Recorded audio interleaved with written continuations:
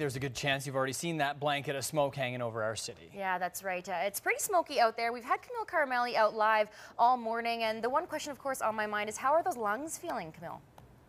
Well, I'm definitely breathing a bit easier now, and you can see around me that things have cleared up a little bit, which is good news for my lungs because I've been breathing in this smoke all morning from out here, and definitely feeling a little bit of an itch in my throat by the end of it all now.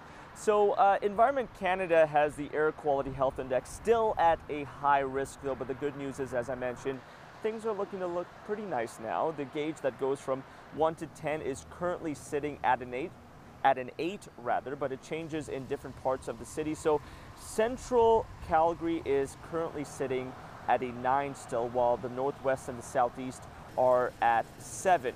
This is the highest levels of poor air quality we've seen all year. The levels shot up to high risk at around 11 last night, all due to winds carrying smoke from the BC wildfires. Now AHS is warning residents they may feel symptoms like increased coughing, throat irritation, headaches, or shortness of breath. Children, seniors, and people with breathing issues are especially at risk. Now, Environment Canada also advises that wearing a mask is not the best way to protect yourself from the smoke. The best way is actually to avoid any risks is to stay inside if you do have those breathing difficulties. And Joel, the good news in all of this, as Kevin mentioned earlier, is that this is all set to clear up later today with the air quality advisory dropping to around 7 mid-morning and then even further down to 3 later this afternoon. All right, glad it looks a little bit clearer out there. And Kamil, this air quality statement, not just here in Calgary, it's across a pretty wide area of Alberta.